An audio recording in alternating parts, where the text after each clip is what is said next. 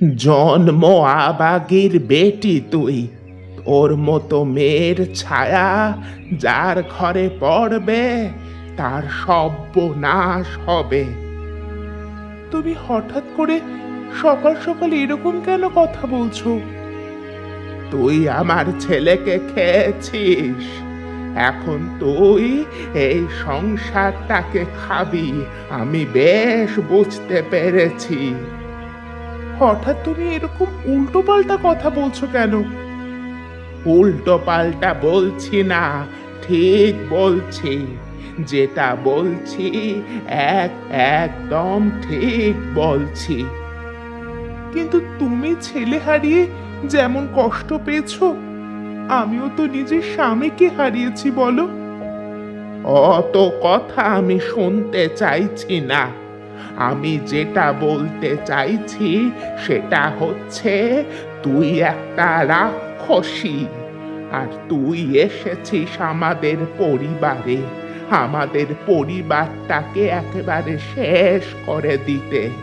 সেটা আমি এতদিন বুঝতে পারিনি, এখন বুঝতে পারছি। তুমি কেন আমাকে এই কথাগুলো বলে কষ্ট দিচ্ছ বলো তো? আজকে তোমাদের পরিবার ছাড়া আমার আর কি আছে? আমি তোমাদের পরিবারের থেকে নিজেকে তো আলাদা মনে করি না। আর আমাদের পরিবারের জন্য আমি এত কিছু করছি, তারপরেও তুমি আমাকে এতগুলো কথা শোনাচ্ছ। তুই আসলে একজন শাকচুন্নি, ভালো ভালো কথা বলে আর ভালো ভালো ব্যবহার করে লোকের মন ভোলাস, তারপর তার রক্ত চুষে চুষে খাস। আমি তোমাকে নিজের মা মনে করি, আর তুমি আমাকে এরকম ভাবে কথা বলছো? তোর এই মা বলার নিকুচি! তোর মতো মেয়েকে আমি যে ঘরে রেখেছি সেটা ভাবতেই আমার কষ্ট হচ্ছে। তুই আমার একটা ছেলেকে মেরেছিস, তুই সুযোগ পেলে আমার পুরো পরিবারটাকে মারবি। তাই আমি তোকে এই বাড়ি থেকে যতক্ষণ না ঝেঁটিয়ে বিদায় করতে পারছি ততক্ষণ আমার নাম নয়। তোমাকে কিছু কথা পরিষ্কার করে বলার ছিল আমার। কি বলবে তুমি? কিছু হয়েছে নাকি আবার সংসারে নতুন করে? কথাটা হচ্ছে যে একজন সংসারে টাকা পয়সা দেবে, সংসারের ঝি চাকরের মতো খাটবে, আর অন্যজনেরা পায়ের ওপর পা তুলে বসে মজা করবে, সেটা তো আর হয় না। আর সেটা যদিও হয়, আমি পারবো না মানিয়ে নিতে। কেন, কি হয়েছে আমাকে একটু পরিষ্কার করে বলবে? তুমি টাকা পয়সা দিয়ে এই সংসারটাকে চালাচ্ছ, সব দায় দায়িত্ব নিচ্ছ তুমি। আমি এত খাটাখাটনি করছি, আর ওই মেয়েটা নীলিমা সারাক্ষণ পায়ের ওপর পা তুলে বসে আছে। তাহলে কি করতে পারি একটু বলবে কি? আমি কাল মাকে পরিষ্কার বলে দেব যে এই সংসারে যে কোনো একটা জিনিস হবে, হয় ও খাটাখাটনি করবে, তুমি পয়সা রোজগার করবে, না হলে ওকে এই বাড়ি থেকে বেরিয়ে যেতে হবে। তুমি যেটা বলছো সেটা তো ঠিক কথাই গো। একবার ভেবে দেখো তো, কিরকম অলক্ষণে মেয়ে! ও আসার পরেই তোমার ভাই মারা গেল। এমন মেয়ে থাকার থেকে না থাকা ভালো। কথাটা কিন্তু খুব খারাপ বলনি তুমি। মাকে তুমি বলো, যদি তোমার কথা না শোনে তাহলে আমি নিজে বলবো, বুঝলে? এমন ভাবেই বলবো যেন শুনতে বাধ্য হয়। আর যদি তোমার মা শুনতে বাধ্য না হয়, তাহলে এই বাড়িতে আমি আর থাকতে পারবো না। তুমি কেন চলে যাবে খামোকা? যদি প্রয়োজন হয় ওই মেয়ে ছেলেটাকে ঘর থেকে ধাক্কা দিয়ে বের করে দেব। তুমি অত চিন্তা করো না তো। সেটা তোমাদের বিষয়, কাকে রাখবে কাকে না রাখবে। কিন্তু এইভাবে চললে আমি যে থাকতে পারবো না, সেটা আমি তোমাকে পরিষ্কার করে বলে দিলাম।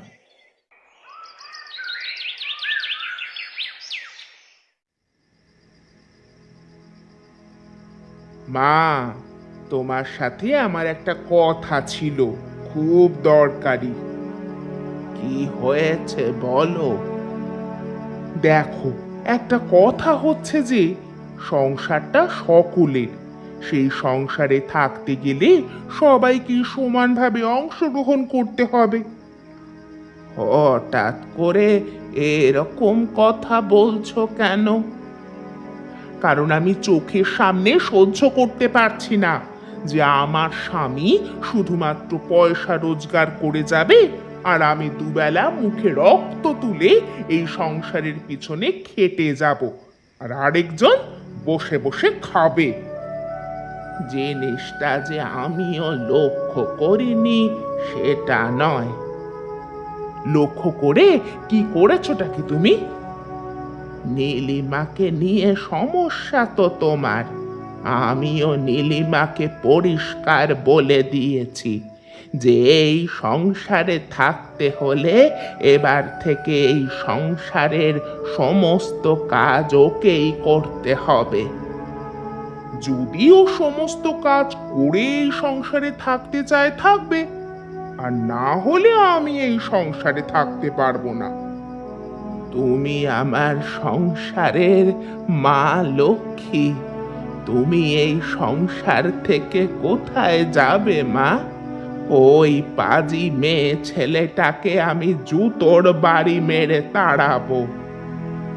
সেটা তোমার ব্যাপার, তুমি কি করবে তোমার ছোট বৌমার সঙ্গে। আমি সে বিষয়ে একটা কথাও বলতে চাই না বাবা। আমি শুধু বলতে চাই যে ওই মেয়েটা ছল করতে জানে, আর ওরকম মেয়ে ছেলেকে শায়েস্তা করতে না পারলে এই সংসারটা কিন্তু ভেঙে যাবে।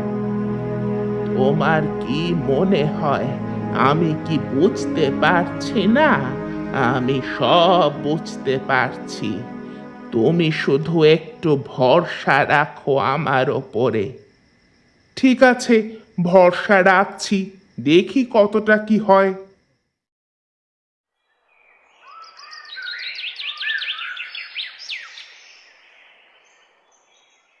দেখ দেখ শয়তান মেয়ে ছেলে, তোকে আমি একটা পরিষ্কার করে কথা বলে দিচ্ছি। তুমি আবার আমাকে অপমান করছো মা? অপমান নয়, তোর কারণে আমার ছেলে মারা যাওয়ার পরেও তোকে যদি আমার এই ঘরে রাখতে হয়, তাহলে এই ঘরে একজন ঝি যেরকম কাজ করে সেই রকম কাজ করে বেঁচে থাকবি। তার চেয়ে বেশি কিছু কোনোদিন আশা করবি না। আমি তো তোমাদের ভালোবাসা ছাড়া আর কোনোদিন কিচ্ছু আশা করিনি।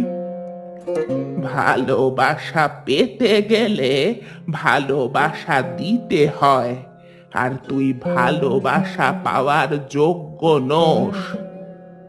আমি তোমাদের মন পাওয়ার জন্য কি করতে পারি বলো, আমি সেটাই করব। মন পাওয়ার কথা তো তুই ছেড়েই দে। প্রথমত তুই এই সারা ঘর পরিষ্কার করবি, রান্না করবি, এবং যাবতীয় যা কাজ সব কিছু তুই করবি। কারণ এই সংসারে যখন একটা টাকা তুই দিতে পারিস না, তখন এই সংসারের কাজ করে তুই সেই টাকা মেটাবি। কিন্তু আমার দোষ কি বলো? তুই একটা শয়তান মেয়ে ছেলে, এটাই তোর দোষ। আমি যদি অজান্তেই কোনো ভুল করে ফেলি তাহলে আমাকে ক্ষমা করে দিও। তুই যে অপরাধ করেছিস তার কোনো ক্ষমা নেই। আমি জানি না আমি তোমাদের কাছে কি অপরাধ করেছি, তবে তোমরা যা বলছো আমি সেটাই মেনে নেব। শুধু মেনে নিবে না, কুকুরের মতো থাকবি পড়ে ঘরের এক কোণে। পায়ের জুতো যেরকম ভাবে থাকে সেরকম ভাবে থাকবি। আর বেশি গলা তুলে কথা বলতে গেলে তোর গলা টিপে এই ঘর থেকে লাথি মেরে বার করে দেব রাস্তায়। তখন রাস্তায় পড়ে থাকতে হবে, কথাটা মনে রাখিস। এই বাড়িতে এসে প্রথমবার জানতে পারলাম যে একজনের একজনের এত অপমানিত হয় বাড়িতে। ছি ছি ছি ছি ছি। আর যদি নিজের কানে না শুনতাম তাহলে জানতেই পারতাম না যে সংসারে এত কষ্ট, এত অপমান সহ্য করে কেউ বেঁচে আছে। বৌদি, তোমার সাথে আমার একটু কথা ছিল। কি কথা বলবে তুমি পলাশ? দেখো, সকালবেলায় তোমাদের বাড়িতে যখন গেছিলাম তখন আড়াল থেকে আমি সব কথাই শুনেছি। কোন কথা শোনার কথা বলছো?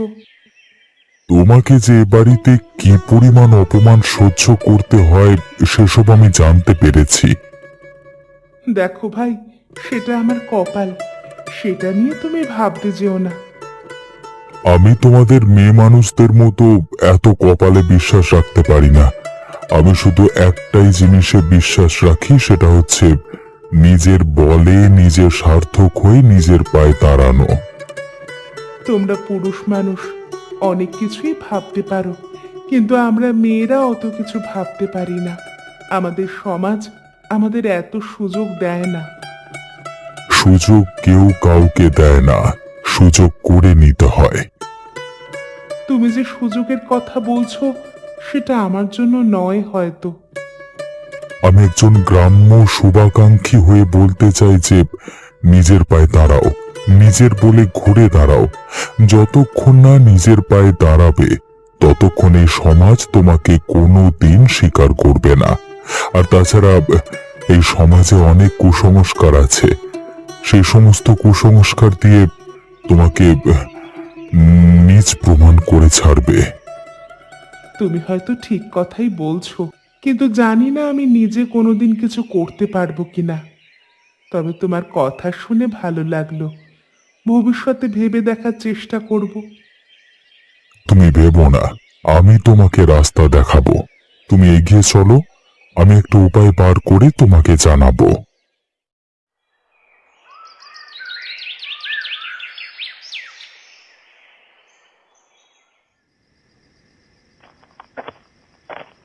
দাঁড়াও নীলিমা, কোথায় যাচ্ছ? খেতে বসতে যাচ্ছি মা। আদর কত, খেতে বসতে যাচ্ছে? কোন মুখ নিয়ে খেতে বসতে যাচ্ছ তুমি? এই ঘরে তোমার খাওয়া বন্ধ। এই সংসারের অনেক অন্ন ধ্বংস করেছো তুমি, আর অন্ন ধ্বংস করতে হবে না। আর তুমি আমাদের বাড়িতে খেতে পারবে না। যদি থাকার ইচ্ছা হয় এমনি থাকবে, কিন্তু খাওয়া দাওয়া তোমাকে আর আমরা দিতে পারবো না। কিন্তু তোমরা যে বলেছিলে আমি ঘরের সব কাজ করে দিলে তোমরা আমাকে খেতে দেবে। বলেছিলাম, কিন্তু এখন ইচ্ছা করছে না। আসলে তোমার ছায়া যেখানে পড়ছে সেখানেই সর্বনাশ হচ্ছে। তাই তোমার মতো মেয়ে ছেলেকে এই ঘরে রাখতে ইচ্ছা করছে না। তোমরা আমাকে কেন এভাবে অপমান করছো বলো তো? আমি কি মরে গেলে তোমরা শান্তি পাবে? ওপরওয়ালা যে কেন আমাকে ডেকে নিচ্ছেন না তার কাছে? ওপরওয়ালা তোমার মতো পাপীকে তার কাছে নিতেও চায় না। তোমাদের ঠাঁই হয় রাস্তায়। আমি জানি না কোন জন্মে কত পাপ করার ফলে এই জন্মে আমাকে এত শাস্তি ভোগ করতে হচ্ছে। পাপের কি আর তোমার শেষ আছে? যে আসার পরেই নিজের স্বামীকে মেরে ফেলে, তার আবার পাপের শেষ কিসে? আর তাছাড়া তোমার মুখ দেখতে ইচ্ছা করে না আমার। তোমার মতো মেয়ের মুখ দেখলে দিন খারাপ যায়। আমি কিন্তু তোমাদের এত অপমানের পরেও তেমনই ভালোবাসি যেমন আগে ভালোবাসতাম। থাক, তোমার মুখ থেকে ভালোবাসার কথা পেতনির মুখ থেকে শোনার মতো। আর তোমাকে ভালো ভালো কথা বলে আমাদের মন জয় করার চেষ্টা করতে হবে না। যাও, গিয়ে জল খেয়ে শুয়ে পড়ো।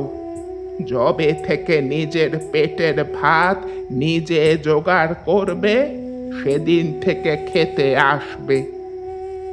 চুপচাপ দূর হয়ে যাও এখান থেকে। আর সহ্য করতে ইচ্ছা করছে না তোমাকে। দূর হ বলছি। কি হয়েছে? তুমি আমার সাথে দেখা করতে চাইলে কেন? আমি তোমাকে একটা সাহায্য করতে চাই, একজন মানুষ হিসেবে। কি ব্যাপার বলো। গ্রামের মধ্যে একটা পরিত্যক্ত দোকান আছে, সেই দোকানটার মালিক একসময় আমি ছিলাম। আর আমি চাই এখানে তুমি একটা ভাতের হোটেল দাও। সেটা বানাবো কেন? তোমার মুখ দেখে মনে হচ্ছে ওরা তোমাকে দিনের পর দিন অত্যাচার করছে। তাই যতদিন না নিজের পায়ে নিজেকে দাঁড় করাতে পারবে, ততদিন কেউ তোমাকে সম্মান করবে না।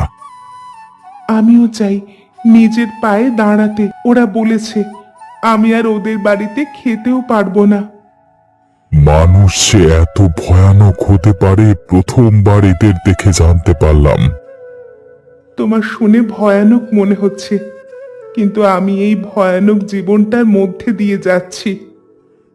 সেজন্যই শুধুমাত্র একজন শুভাকাঙ্ক্ষী হিসেবে তোমাকে আমি এই রাস্তাটা দিতে চাইছি, যাতে তুমি এই রাস্তাটার মধ্য দিয়ে নিজেকে উদ্ধার করতে পারো। ঠিক আছে, আমি চেষ্টা করব। প্রত্যেক মানুষই চায় নিজেকে দাঁড় করাতে, কিন্তু আমি তো ওদের শুধু ভালো চেয়েছিলাম। ওদের সাথে একসাথে মিলেমিশে সুখে থাকতে চেয়েছিলাম। কিন্তু আমাকেও যে রাস্তায় বেরিয়ে নিজেকে প্রমাণ করতে হবে, সেটা কোনোদিন ভাবিনি। কেউ কিছু করতে পারে না উপরওয়ালার মর্জির উপর। সেই মর্জির মালিক যিনি, তিনি যেভাবে চালাবেন আমাদের সেভাবেই চলতে হবে। তবু আমি শেষ পর্যন্ত চেষ্টা করে যাব, যাতে ওই বাড়িতে টিকে থাকা যায়। আর আমি ততক্ষণে হোটেলের সমস্ত ব্যবস্থা করব। আমার যতদূর মনে হয় তুমি এ বাড়িতে টিকে থাকতে পারবে না, তাই ফিরে এসে যাতে তোমার কোনো অসুবিধা না হয় তার জন্য আমি সব ব্যবস্থা করে রাখবো। সেটা তোমার ইচ্ছা, আমি কিছু বলতে চাই না। আমি চাই যে এই গ্রামে নিজেকে প্রতিষ্ঠিত করে তুমি ওদেরকে দেখিয়ে দাও যে একজন অসহায় মানুষ চাইলে এই পৃথিবীর সবকিছু জয় করতে পারে।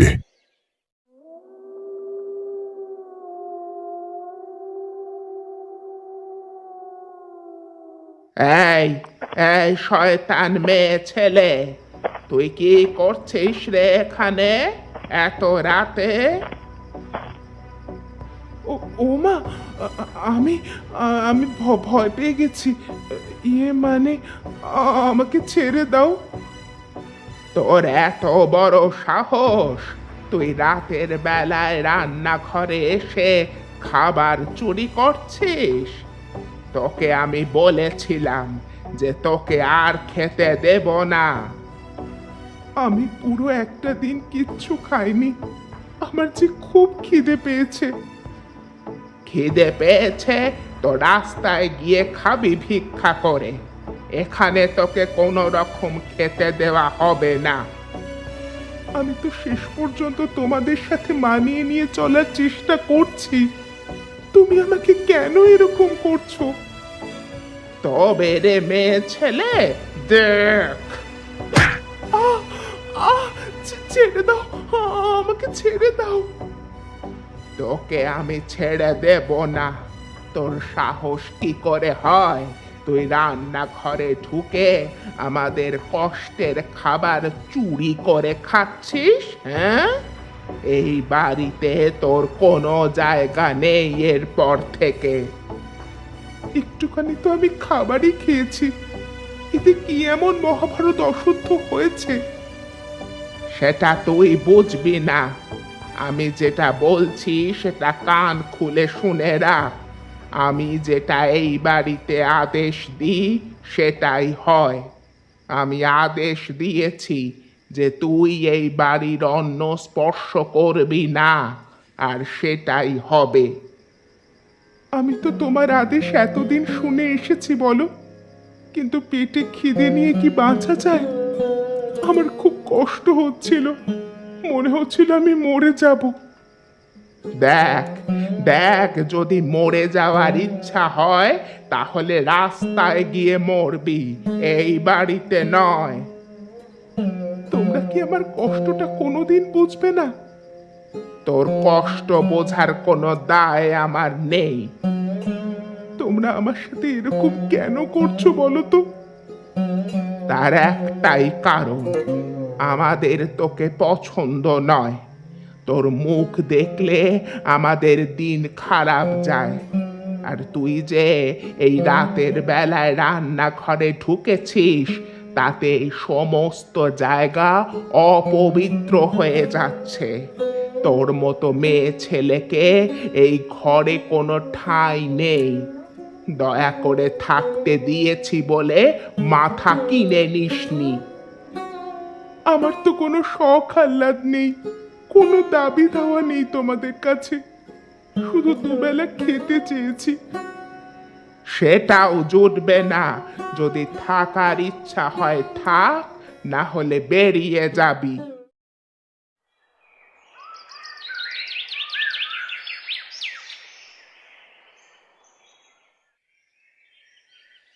কিছু ব্যবস্থা হয়েছে পলাশ? হোটেল খুলবার জন্য আমি সমস্ত জোগাড় যন্ত্র করে ফেলেছি। কি জোগাড় করেছো একটু শুনি। আমার ওই যে পুরনো হোটেলটা ছিল, ওখানে আমি সমস্ত ব্যবস্থা করে ফেলেছি একটা মাছ ভাতের হোটেল খুলবার জন্য। এবার শুধু তুমি যাবে, গিয়ে রান্না করবে, তারপরে আমরা হোটেল খুলে দেব। আমি কাল লুকিয়ে লুকিয়ে খিদে পেয়েছিল বলে খেতে গিয়েছিলাম, তাই জন্য আমাকে প্রচুর মার মেরেছে এবং অপমান করেছে রাতের বেলায়। আমার তো কথাগুলো শুনেই গায়ের ভেতরে জ্বালা করছে। এবারে ভেবে দেখো, আমি এই অবস্থার মধ্যে দিয়ে আছি, তাও আমি ওদেরকে ছেড়ে যেতে চাই না। শেষ মুহূর্তে যদি ওরা আমাকে মানিয়ে নেয়, তাহলে আমি ছেড়ে যাব না। আচ্ছা, এখন ছেনালি করে এই সব কথা বলা হচ্ছে। গোপনে গোপনে জল এত দূর গড়িয়ে ফেলেছে। আজকেই আমি এর ব্যবস্থা করব। যদি এর ব্যবস্থা আমি সঠিক না করতে পেরেছি, তবে আমার নাম নয়। এই দৃশ্য দেখার আগে আমার মৃত্যু হলো না কেন? ছি ছি ছি ছি ছি।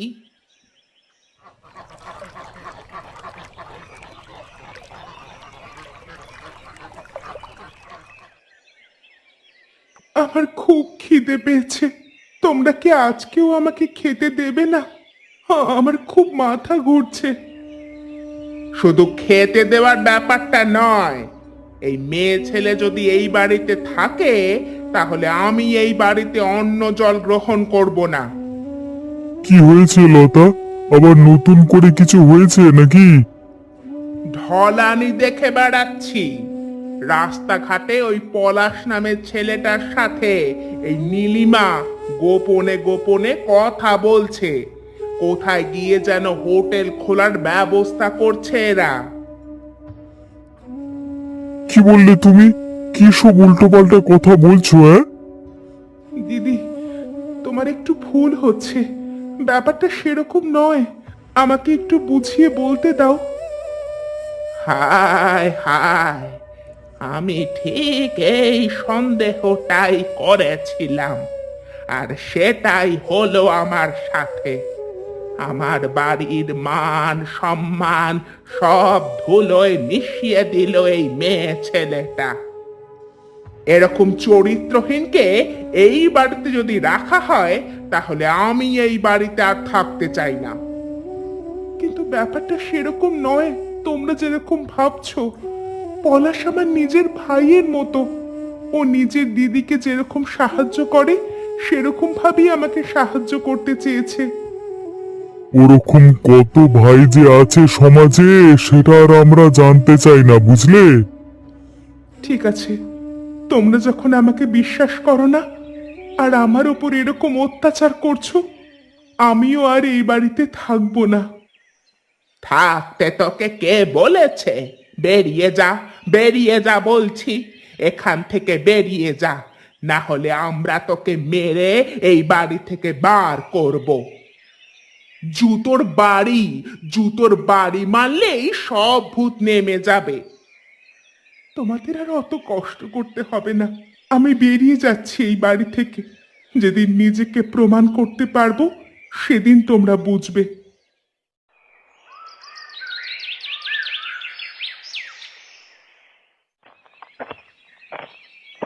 এ কি বৌদি, তুমি এখানে শুয়ে আছো কেন? কখন এসেছো তুমি?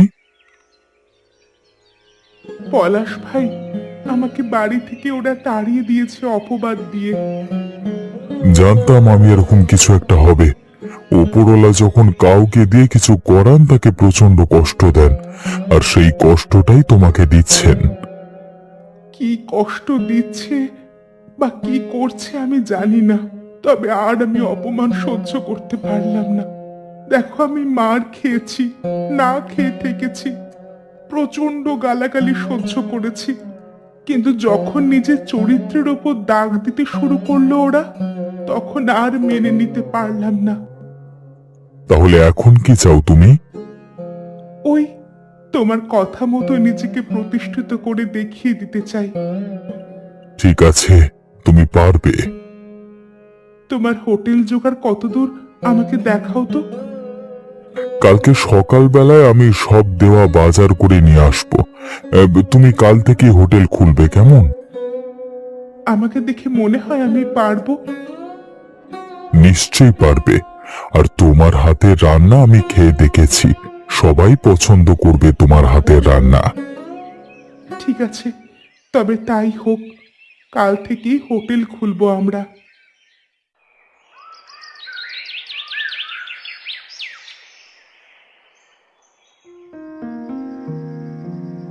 বউ দেমাগ দেখিয়ে বলে গেল যে হোটেল খুলবে। কত বড় তীর মারতে পারে একবার দেখার ইচ্ছা হচ্ছে।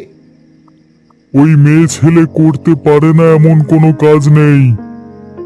সত্যি যদি আমাদের মাথার ওপর দিয়ে চলে যায় তখন কি হবে? ভেবো না, অত মুরদন নেই। শত্রুকে কখনো ছোট করে দেখা উচিত নয়। আমি সত্যি করে বলছি, কালকে চলো একবার দেখে আসা হবে। কিন্তু আকাশের যা অবস্থা দেখে মনে হচ্ছে কালকে ঝড় হবে তো। ঝড় জল যাই হোক, ওই মেয়ে যখন বলেছে তখন কিছু একটা করেই ছাড়বে। তাহলে তো আমাদেরও গিয়ে দেখতে হচ্ছে কতটা কি করলো। বিশ্বাস করো, যদি দেখি সত্যি হোটেল খুলেছে তাহলে ওকে মারধর করে ওর সব হোটেল ভেঙে দেব। ঝড় জল যাই হোক, ওই মেয়ে যখন বলেছে তখন কিছু একটা করেই ছাড়বে। সে আর বলতে, সারা জীবন পায়ের জুতোর মতো থেকেছে, পায়ের জুতোর মতনই থাকবেও, কোনো দিন উঠে দাঁড়াতে দেওয়া যাবে না।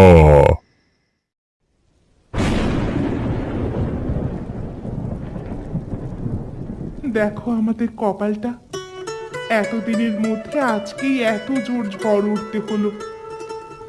ঝড় হোক আর জল হোক, দেখো কত লোক এসেছে আমাদের হোটেলে ভাত খেতে। সবাই কিন্তু প্রশংসা করছে বলো। আরো যত দিন যাবে তত আরো বেশি লোক জানতে পারবে এবং আরো বেশি লোক প্রশংসা করবে। কিসের প্রশংসার কথা হচ্ছে? আমাদের বাড়ির মেয়ে ছেলে এখানে এসে হোটেল খুলবে, সেটা কখনো হতে পারে না। আমি আর ওই বাড়ির মেয়ে নই, আর আমার উদ্দেশ্যে সম্মান দিয়ে কথা বলবেন আপনারা। আমি যখন রাস্তায় বেরিয়ে এসে ব্যবসা শুরু করতে পেরেছি তখন এই ব্যবসাটাই আমার পরিচয়, আমার আর অন্য কোনো পরিচয় নেই। বেশি বড় বড় কথা বলো না তুমি, এই হোটেল আমরা চলতে দেব না। ঝড়ের দিনে হোটেল খুলে মাথা কিনে নিয়েছো নাকি?